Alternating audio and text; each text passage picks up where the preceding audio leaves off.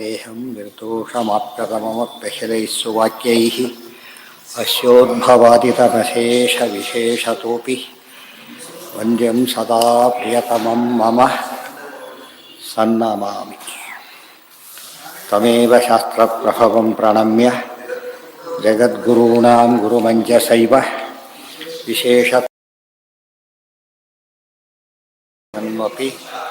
ಚಾಹಮೇವ. ಓಂ ಓಂ ಅಥಾತೋ ಬ್ರಹ್ಮಜಿಜ್ಞಾಸಾ. ಓಂ. ಏನಾಯ್ತೀಗ?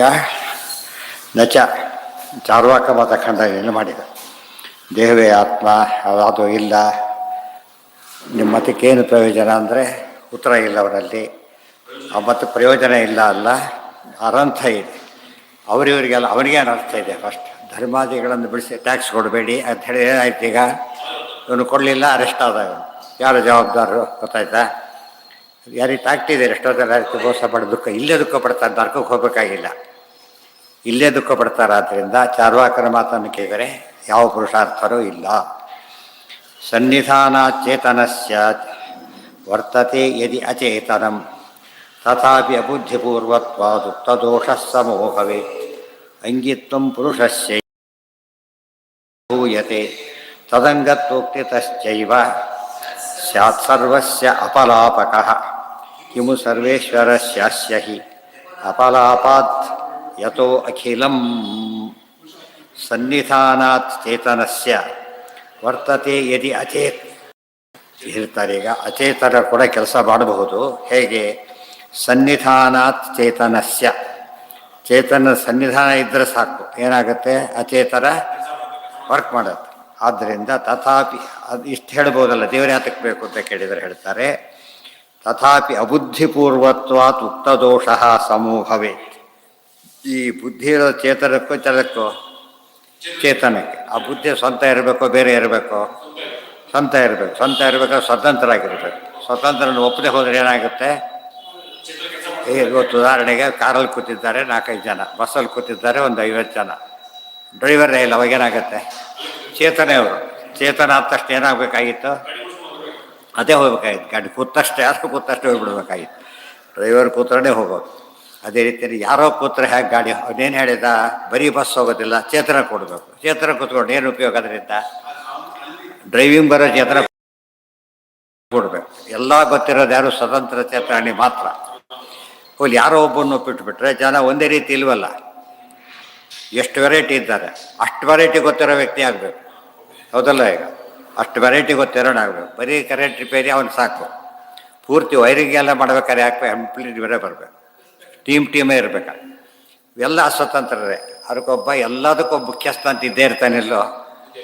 ಎಲ್ಲದಕ್ಕೂ ಮುಖ್ಯಸ್ಥನ ಹೋಗ್ತಾನೆ, ಜಗತ್ತಿಗೆ ಮುಖ್ಯಸ್ಥ ಬೇಡ ಅಂತ. ಎಷ್ಟು ಅನ್ಯಾಯ! ಜಗತ್ತಿಗೆ ದೊಡ್ಡ ಮುಖ್ಯಸ್ಥ ಇರಬೇಕು ಆವಾಗ. ಅದು ಸರಿಯಲ್ಲ. ಅದ್ರ ಬರೀ ಚೇತನ ಇದ್ದ ಮಾತ್ರಕ್ಕೇನೆ ಅಚೇತನ ಕೆಲಸ ಮಾಡಲಿಕ್ಕೆ ಸಾಧ್ಯ ಇಲ್ಲ. ಅಂಗಿತ್ವಂ ಪುರುಷಸ್ಯೈವ ಸರ್ವೈರಪ್ಯನುಭೂಯತೆ. ಇಷ್ಟಾದರೂ ಪ್ರಾಧಾನ್ಯ ಯಾರಿಗೆ ಹೇಳ್ತೀನಿ ನೀನೀಗ? ಚೇತನ ಕೇಳ್ತೀಯ, ಅಚೇತನ ಕೇಳ್ತೀಯೋ? ಚೇತನ ಕೇಳಬೇಕು, ಅಚೇತನ ಕೇಳಾಗಿಲ್ಲ. ಸಂಗಿತ್ವಂ ಪುರುಷಸ್ಯೈಷ ಸರ್ವೈರಪ್ಯನುಭೂಯತೆ. ಅಂಗಿತ್ವ ಅಂಗತ್ವ. ಅಂಗಿತ್ವ ದೊಡ್ಡದು, ಅಂಗತ್ವ ದೊಡ್ಡದು. ಅಂಗಿ ಅಂದರೆ ಅಂಗಗಳನ್ನು ಹೊಂದಿದವನು ಅಂಗಿ. ಸೊ ಎಲ್ಲ ಇರೋನು ಅಂಗಿ. ಆದ್ದರಿಂದ ಚೇತನ ಅಂಗಿ ಆಗಬೇಕು, ಜಡ ಅಂಗಿ ಆಗಬೇಕು, ಚೇತನನೇ ಆಗಬೇಕು. ತದಂಗತ್ವೋಕ್ತಿತಶ್ಚೈವ ಸ್ಯಾತ್ ಸರ್ವಸ್ಯ ಅಪಲಾಪಕಃ. ಆ ಚೇತನನ್ನೇ ಅಂಗ ಮಾಡಿಬಿಟ್ರೆ ಅವನು ಅಪಲಾಪಕ ಆಗ್ತಾನೆ. ಮುಖ್ಯ ವ್ಯಕ್ತಿ ಯಾವುದಾಯ್ತೀಗ? ಸೆಕೆಂಡರಿ ಆಯ್ತು, ಆಗಬಾರ್ದು. ತದಂಗತ್ವೋಕ್ತಿತಶ್ಚೈವ ಸ್ಯಾತ್ ಸರ್ವಸ್ಯ ಅಪಲಾಪಕಃ ಕಿಮು ಸರ್ವೇಶ್ವರಸ್ಯಾಸ್ಯ ಹಿ ಅಪಲಾಪಾದ್ಯದೋಖಿಲಂ. ಅಂಥ ಹೊತ್ತಿನಲ್ಲಿ ಯುದ್ಧದನ್ನು ಅಪಲಾಪ ಮಾಡೋದೇನೆ ಅವನು ಅಪಲಾಪಕ ಅನ್ನಿಸ್ತಾನೆ. ಇನ್ನು ಸರ್ವೇಶ್ವರನಾದ ಪರಮಾತ್ಮನೇ ಇಲ್ಲ, ಅಪಲಾಪ ಮಾಡಿದಾಗತ್ತ. ಅದಂತ ಸರಿಯಲ್ಲ. ಇವತ್ತು ಎಲ್ಲವಾದಕ್ಕೂ ಉತ್ತರ ಇದೆ. ಇದನ್ನು ಹೇಳ್ತಾರೆ, ನಾವೆಲ್ಲ ಉತ್ತರ ಕೊಟ್ಟರೆ ಶಾಸ್ತ್ರ ಓದ್ತೀವಿ ಅಂತಾರೆ. ಉತ್ತರ ಗೊತ್ತಾಗೋದು ಯಾವಾಗ? ಶಾಸ್ತ್ರ ಓದಿದ್ರೇನೆ. ಆ ಶಾಸ್ತ್ರದ ಹರಟೆಗೆಲ್ಲ ಎಲ್ಲ ಪ್ರಶ್ನೆ ಉತ್ತರ ಕೊಡೋದಕ್ಕೋಸ್ಕರ. ಹೇಗೆ ಅಂದರೆ, ರೋಗ ವಾಸಿ ಆದಮೇಲೆ ಔಷಧಿ ತೊಗೋತೀನಿ ಅಂತ ಹೇಳಿದಾಗ ವಾಸಿ ಆದಮೇಲೆ ಔಷಧಿ ತೊಗೊಳೋದು ಹೇಗೆ? ವಾಸಿ ಆಗೋದಕ್ಕೆ ಏನು ಬೇಕು?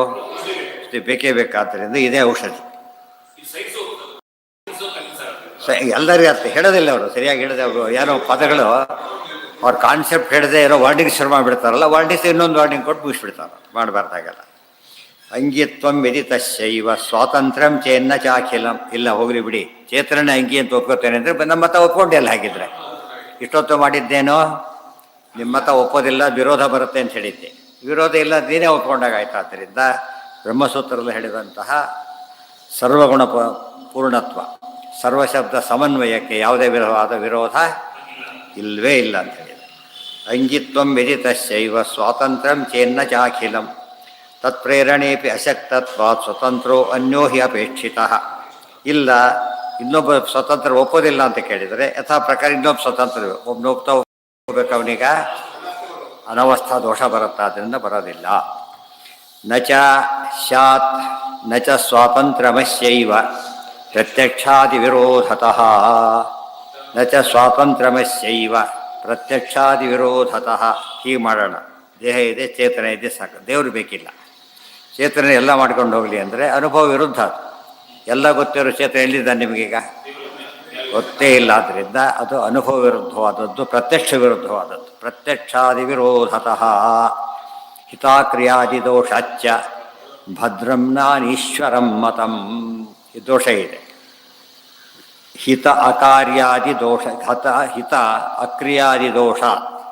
ಅದೇನು ಬಂತು? ಯದಿರಾಮ ಪರೋ ನಭವೇತ್ ಹರಿ ಕಥಮಸ್ಯ ವಶೇ ಜಗದೇತಭೂತ್ ಜಗದೇತದಭೂತ್ ಯದಿರಾಮನಸ್ಯ ವಶೇ ಸಕಲಂ ಕಥಮೇವತು ನಿತ್ಯ ಸುಖಂ ನ ಭವೇತ್. ನಿತ್ಯ ಸುಖ ಯಾಕೆ ಆಗ್ತಾ ಇಲ್ಲ ನಿನಗೆ? ಹಾಗಿತ್ತು ನೀನು ಸ್ವತಂತ್ರ ಅಲ್ಲ ಅಂತ ಹೇಳೋದಕ್ಕೆ ಏನಾದರೂ ಹೆಲ್ಪ್ಲೆಸ್ನೆಸ್ ಫೀಲ್ ಮಾಡೋದೇನು ತೋರಿಸುತ್ತೆ?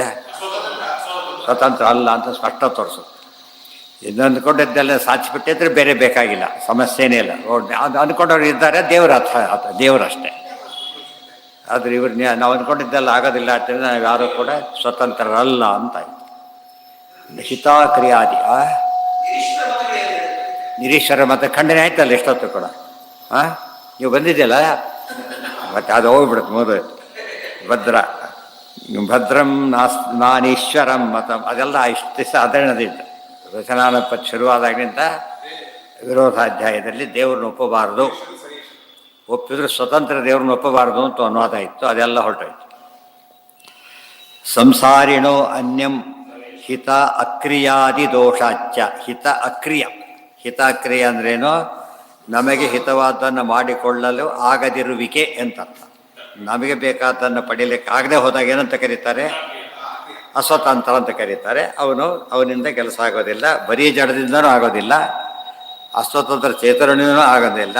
ಯಾವ ಚೇತನ ಬೇಕೀಗ? ಅದೇ ಬೇಕು. ಇದು ಎಲ್ಲೆಲ್ಲೂ ಅಲ್ಲ, ನಮ್ಮ ದೇಹದಲ್ಲೇ ನೋಡ್ಕೋಬೇಕು ಫಸ್ಟ್. ನಮ್ಮ ದೇಹ ಜಡ, ಅದು ಮಾಡಾಗಿಲ್ಲ. ನಾವು ಮಾಡಾಗಿಲ್ಲ. ಯಾರಿರ್ಬೇಕೀಗ? ದೇವ್ರಿರ್ಬೇಕು. Very simple. ಆ ಸಿಂಪಲ್ ಆಗಿರೋದನ್ನು ಭಾರಿ ಕಷ್ಟ ಅಂತೇಳಿ ಬಿಟ್ಟಾಕ್ಬಿಟ್ಟಿದ್ದಾರೆ. ಅದು ಹೇಳಿದ ಅದು ಏನಾಯಿತು ಅಂದರೆ ಅವನಿಗೆ ಅರ್ಥ ಆಗ ಹೇಳಿದರೆ ಆಗ್ತಿತ್ತು. ಇವರು ತಮಗೆ ಅರ್ಥ ಆಗ ಇವರು ಮಾತಾಡ್ತಿದ್ರೆ ಅವರು ಅರ್ಥ ಆಗೋದೇ. ಸಂಸಾರಿಣೋ ಅನ್ಯಂ ಸರ್ವೇಶಂ ಸರ್ವಶಕ್ತಿ ಮನೋ ಎಲ್ಲ ಅನೋಪಮಂ ಚೇತನಾ ಚೇತನಸ್ಯಾಸ್ಯ ಸತ್ವಾದೇಸ್ತದಧೀನತಾಂ ನಾಂಗೀಕುರ್ವಂತಿ ತೇಷಾಂ ಸರ್ವೇಷಾಂಚ ಸಮಾಯಿಮೇ. ತಸ್ಮಾತ್ ಶ್ರುತಿ ಪ್ರಮಾಣೇನ ಯುಕ್ತಿಭಿಶ್ಚ ಪರೋ ಹರಿಃ ಅಂಗೀಕಾರ್ಯತಮೋ ನಿತ್ಯಂ ಸರ್ವೈರಪಿ ಸುನಿಶ್ಚಿತಂ. ಸಂಸಾರಿಣಃ ಅನ್ಯಂ ಸರ್ವೇಶಂ ಸರ್ವಶಕ್ತಿಂ ಅನೌಪಮಂ ಚೇತನಾ ಚೇತನಸ್ಯಾಸ್ಯ ಸತ್ವಾದೇಹೇ ತದಧೀನತಾಂ ನಾಂಗೀಕುರ್ವಂತಿಯೇ. ಸೊ ಇಷ್ಟನ್ನು ಒಪ್ಪಲೇಬೇಕು. ಎಷ್ಟನ್ನು ಒಪ್ಪಬೇಕು? ಸಂಸಾರಿಣೋ ಅನ್ಯಂ ಸರ್ವೇಶಂ, ಸಂಸಾರಿ ಜೀವನದಿಂದ ಬೇರೆಯಾದಂಥ ಒಬ್ಬ ಸರ್ವೇಶನನ್ನು ಒಪ್ಪಬೇಕು. ಸಂಸಾರಿ ಜೀವನಿಂದ ಬೇರೆಯಾದಂತಹ ಚೇತನ ಒಪ್ಪಬೇಕು. ಈ ಬಂಧ ಇರೋದು ಯಾರಿಗೆ? ಜಡಕ್ಕೋ ಚೇತನಕ್ಕೋ? ಚೇತನಕ್ಕೆ. ಜಡಕ್ಕೆ ಬಂಧ ಅಂತ ಕರೆಯೋದಿಲ್ಲ, ಯಾಕೆಂದ್ರೆ ತಿಳುವಳಿಕೆನೇ ಇಲ್ಲ. ಅದರಿಂದ ಬಂಧ ನಾಟ್ ಅಪ್ಲಿಕಬಲ್. ದೇವರಿಗೆ ಬಂಧ ನಾಟ್ ಅಪ್ಲಿಕಬಲ್. ಯಾತಕ್ಕೆ? ನಿನ್ನ ಪ್ರಕಾರ ಒಪ್ಪಿಲ್ಲ, ನಮ್ಮ ಪ್ರಕಾರ ಸರ್ವಶಕ್ತ. ಒಪ್ಪದೇ ಇದ್ದವ್ರಿಗೆ ಇಲ್ಲ ಆದಮೇಲೆ ದೇವ್ರನ್ನೇ ಒಪ್ತಾ ಹೋದ್ಮೇಲೆ ದೇವರಿಗೆ ಸಂಸಾರ ಇಲ್ಲ. ದೇವ್ರನ್ನ ಒಪ್ಪಿದ ಮೇಲೆ ಸಂಸಾರ ಇಲ್ಲ. ಯಾಕೆ? ಸರ್ವಶಕ್ತನ ಆದ್ದರಿಂದ. ದೇರ್ಫೋರ್ ನಾಂಗೀಕುರ್ವನ್ ಚೇತನಾ ಚೇತನಸ್ಯಾಸ್ಯ ಸತ್ವಾದೇಹೇ ತದಧೀನತಾಂ ಅಸ್ಯ ಚೇತನಾಚೇತನಸ್ಯ ಈ ಜಡ ಮತ್ತು ಚೇತನ ಏನೇನಿವೆ ಎಲ್ಲದಕ್ಕೂ ಕೂಡ ಸತ್ವಾದೇಹಿ ಸತ್ವ ಬದಲಾದ ಮೂರು ಕೂಡ ಏನೇನು ಸತ್ವ ಸತ್ವ ಸ್ವರೂಪ ಪ್ರಮಿತಿ ಮತ್ತು ಪ್ರವೃತ್ತಿ ಮೂರರಲ್ಲೂ ಆದಿಶಬ್ದದಿಂದ ಎಲ್ಲ ಬಂತು. ತದಧೀನತಾಂ ಭಗವದ್ ಅಧೀನತ್ವವನ್ನು ಯಾರು ಒಪ್ಪೋದಿಲ್ಲ. ನಾಂಗೀಕುರ್ವಂತಿಯೇ ತೇಷಾಂ ಸರ್ವೇಷಾಂಚ ಸಮಾಯಿಮೆ ಒಪ್ಪದೇ ಎಲ್ಲರಿಗೂ ಈ ದೋಷಗಳು ಕಾಮನ್. ಅವನು ಬಂದಿದ್ದು ನಮಗೆ ದೋಷ ಹೇಳೋದಕ್ಕೆ, ಆಗಿದ್ದೇನೋ ಅವನಿಗೆ ದೊಡ್ಡ ದೋಷ ಆಗಿಬಿಟ್ಟಿದೆ. ಅರ್ಥ ಆಯ್ತಾ? ಈಗ ದೋಷ ಇರೋದು ನಿಜವಾದ ಅರ್ಥದಲ್ಲಿ ಬೇರೆ ಮತಗಳಿಗೆ ಹೊರತು ನಮ್ಮ ಮತಗಳಿಗೆ ಅಲ್ಲ. ಇನ್ನು ಅರ್ಥ ಮಾಡ್ಕೋಬೇಕು. ಅವಿರೋಧಾಧ್ಯಾಯ ಅಂದರೆ ಎರಡರ್ಥ. ನಮ್ಮ ಮತಕ್ಕೆ ಯಾವ ವಿರೋಧ ಇಲ್ಲ ಅಂತ ಒಂದು ಅರ್ಥ, ಬೇರೆ ಎಲ್ಲ ಮತಗಳಿಗೂ ವಿರೋಧ ಇದೆ ಅಂತ ಇನ್ನೊಂದು ಅರ್ಥ. ಇಲ್ಲದವ್ರು ಏನಾಗ್ತಿತ್ತು ಹಾಗೆ ಉಳ್ಕೊ, ನೀವು ದುದಾಸೀನ ಮಾಡೋಂಗಿಲ್ಲ. ಅದರ ನಾಂಗೀಕುರ್ವಂತಿಯೇ ತೇಷಾಂ ಸರ್ವೇಷಾಂಚ ಸಮಾ ಇಮೆ ತಸ್ಮಾತ್ ಸಮಾ ಇಮೆ ಅಂದ್ರೇನು? ಈ ದೋಷಗಳು ಅಂತ ಅರ್ಥ. ತಸ್ಮಾತ್ ಶ್ರುತಿ ಪ್ರಮಾಣೇನ ಅದರ ಶ್ರುತಿಯನ್ನು ಆಧಾರ ಇಟ್ಕೊಂಡ್ಬಿಟ್ಟು ಯುಕ್ತಿಭಿಶ್ಚ ಅದಕ್ಕೆ ಅನುಕೂಲವಾದ ಯುಕ್ತಿಗಳನ್ನು ಮುಂದಿಟ್ಕೊಂಡ್ಬಿಟ್ಟು ಯೋಚನೆ ಮಾಡಿದರೆ ಪರೋ ಹರಿರೇವ ಪರಹ ಹರಿರೇವ ಗುರು ಎಲ್ಲ ಸಿದ್ಧಾಂತ ಆಗೋಯ್ತು. ಅಂಗೀಕಾರ್ಯತಮೋ ನಿತ್ಯ ಸರ್ವೈರಪಿ ಸುನಿಶ್ಚಿತ. ಯಾರೇ ಒಬ್ಬ ಬುದ್ಧಿವಂತ ವಿವೇಕಿಯಾದರೆ ಗೊತ್ತಾಯ್ತಾ, ಅಂಗೀಕಾರ್ಯತಮಃ ಏನು ಒಪ್ತೀಯೋ ಬಿಡ್ತೀಯೋ ದೇವರನ್ನು ಒಪ್ಪಲೇಬೇಕು. ಗೊತ್ತಾಯ್ತಾ? ಕೆಲಸ ಯಾರು ಬರದೆ ಹೋದ್ರೆ ಮುಖ್ಯಸ್ಥ ಇದ್ರೆ ಕೆಲಸ ಆಗೋಗ್ಬಿಡುತ್ತೆ. ಉಳಿದವ್ರು ಕೆಲಸ ಮಾಡೋಕ್ರೆ ಮುಖ್ಯಸ್ಥ ಇರಬೇಕು. ಇವ್ರು ಡ್ರೈವರ್ ಖಾಲಿ ಬಸ್ ಬಿಟ್ಕೊಂಡು ಹೋಗ್ತಾ ಇರ್ಬೇಕಾದ್ರೆ ಇಷ್ಟು ಜನ ಪ್ಯಾಸೆಂಜರ್ಸು ಬಸ್ ಬಿಡೋಂಗಿಲ್ಲ, ಒಬ್ಬ ಡ್ರೈವರ್ ಬಿಡಲಿಕ್ಕೆ ಸಾಕು. ಯಾರು ಇಲ್ಲ ಹೋದಲ್ಲಿ ಏನು ಮಾಡ್ತಾನೆ? ಎಷ್ಟೋ ಬಸ್ಸುಗಳಲ್ಲಿ 3 ಜನ ಕೂತಿರ್ತಾರೆ. ಕೆಲವು ಸಲ ಆಟ್ ಡೇಸಲ್ಲಿ ದೊಡ್ಡ ದೊಡ್ಡ ಬಸ್ಸುಗಳು 50 ಕೆಪಾಸಿಟಿ ಎಷ್ಟೋ ಇರ್ತಾವೆ ಅವೆಲ್ಲ ಓಲೋ ಬಸ್ಸುಗಳೆಲ್ಲ 2 ಜನ ಕೂತಿರ್ತಾರೆ ಕೆಲವು ಸಲ. ಅರ್ಥ ಆಯ್ತಾ? 10 ಜನ ಕೂತಾಗ ಹೋಗಿದ್ದು ನೋಡಿದ್ವಿ, 5 ಜನ ಇದ್ದಾಗಲೂ ಹೋಗಿ ನೋಡಿದ್ದೀವಿ. ಆದ್ದರಿಂದ ಬಸ್ ಹೋಗ್ಲಿಕ್ಕೆ ತೊಂದರೆ ಇಲ್ಲ. ಇದು ಯಾವ ಜೀವರಿಲ್ಲದೆ ಹೋದರೂ ದೇವರಿಗೆ ತೊಂದರೆ ಇಲ್ಲ, ಯಾವ ಜನ ಇಲ್ಲದವರು ದೇವರಿಗೆ ತೊಂದರೆ ಇಲ್ಲ. ಆದರೆ ದೇವರಿಗೆ ಇಲ್ಲದೆ ಹೋದರೆ ಎಲ್ಲರಿಗೂ ಪ್ರಾಬ್ಲಮ್ಮೇ. ಅರ್ಥ ಆಯ್ತಾ? ಇದು ಸರಿಯಾಗಿ ಅರ್ಥ ಮಾಡಿಕೊಂಡ್ರೆ ದೇವ್ರನ್ನ ಒಪ್ಸೋದು ಕಷ್ಟ ಅಲ್ಲ. ಅಂಗೀಕಾರ್ಯತಮೋ ನಿತ್ಯ ಸರ್ವೈ ಅಂಗೀಕಾರ್ಯತರ ಅಂಗೀಕಾರ್ಯತಮ ಅಂದರೆ ಜಡ ಅಂಗೀಕಾರ್ಯ, ಚೇತನಗಳು ಅಂಗೀಕಾರ್ಯತರ, ಪರಮಾತ್ಮ ಅಂಗೀಕಾರ್ಯತಮ. ಅರ್ಥ ಆಯ್ತಾ? ಜಡನೂ ಒಪ್ಪಬೇಕು, ಚೇತನೂ ಒಪ್ಪಬೇಕು, ದೇವ್ರನ್ನ ಒಪ್ಪಲೇಬೇಕು. ಯಾವ್ದು ಒಪ್ಪಲಿ ಬಿಡಲಿ ದೇವ್ರನ್ನ ಒಪ್ಪಬೇಕು. ಅದಕ್ಕೆ ಏಕೋ ನಾರಾಯಣ ಆಸ್ತಿ. ದೇವ್ರನ್ನೊಬ್ಬರನ್ನ ಮಾತ್ರ ಒಪ್ಪಲಿಕ್ಕೆ ಒಪ್ಪದೇ ಇರಲಿಕ್ಕೆ ಸಾಧ್ಯ ಇಲ್ಲ. ತಮಾಷೆ ಅಂದರೆ ಅದು ದೇವ್ರನ್ನೊಂದೇ ಬಿಟ್ಬಿಟ್ಟಿದ್ದಾರೆ. ಯಾವುದನ್ನು ಒಪ್ಪಲೇಬೇಕು ಅದೊಂದು ಬಿಟ್ಬಿಟ್ಟಿದ್ದಾರೆ. ಆಫೀಸ್ಗಳಲ್ಲಿ ನೋಡಿ, ಮುಖ್ಯಸ್ಥ ಬಂದಿರೋ ವಾಪಸ್ ಬರ್ತಾರೆ, ಎಲ್ಲ ಇತ್ತು, ಸೈನ್ ರೆಡಿನೇ ಇದೆ, ಡಾಕ್ಟರ್ ರೆಡಿ ಇದೆ, ಸೈನ್ ಮಾಡಬೇಕಷ್ಟೆ. ಬಂದಿಲ್ಲ, ಅವ್ನು ಬಂದಿಲ್ಲ ಅಂತ ಯಾರೋ ಮಾಡೋಂಗಿಲ್ಲ, ಅವನೇ ಮಾಡಬೇಕು. ಇದು ಅರ್ಥ ಮಾಡಿಕೊಂಡ್ರೆ ಎಷ್ಟು ಇಂಪಾರ್ಟೆಂಟ್ ಅಂತ ಗೊತ್ತಾಗುತ್ತೆ. ನಿತ್ಯ ಜ್ಞಾನ ಇಷ್ಟೆಲ್ಲ ಹೇಳಬೇಕಾದ್ರೆ ಇಷ್ಟೆಲ್ಲ ಹೇಳಿಯೂ ಕೇಳ್ತಾ ಇಲ್ವಲ್ಲ. ಇಷ್ಟೆಲ್ಲ ಹೇಳಬೇಕಾಗಿತ್ತು ಅಂದರೆ ಇಷ್ಟೆಲ್ಲ ಹೇಳಿದ್ರು ಎಷ್ಟು ಜನ ಕೇಳಿದ್ದಾರೆ? ಈಗ ಕೇಳದೇ ಇರೋರು 2, ಕೇಳದೇನೆ ಇರೋರು ಸರಿಯಾಗಿ ಅರ್ಥ ಮಾಡಿಕೊಡೋದೇ ಇರೋರು, ಇಬ್ಬರಿಗೆ ಸಮಸ್ಯೆ ಬರುತ್ತೆ. ನಿತ್ಯ ಜ್ಞಾನ ಪ್ರಯತ್ನೇಚ್ಛಂ ಸಂಘಾದ್ಯೈ, ಆಮೇಲೆ ಸಂಖ್ಯಾದ್ಯೈ ಅದು ಮುಗಿದೋಯ್ತು. ವೈಶೇಷಿಕಾಧಿಕರಣ ಮುಗಿತು. ಈ ವಿಷ್ಣು ಸಹಸ್ರನಾಮ ಒಂದು ದೊಡ್ಡ ಅಧಿಕರಣ ಅದು. ಅರ್ಥ ಆಯ್ತಾ? ವೈಶೇಷಿಕಾಧಿಕರಣ ದೊಡ್ಡ ಅಧಿಕರಣ ಅದು. ಅದನ್ನು ನಾಳೆ ಬೇಡ, ನಾಡಿದ್ದು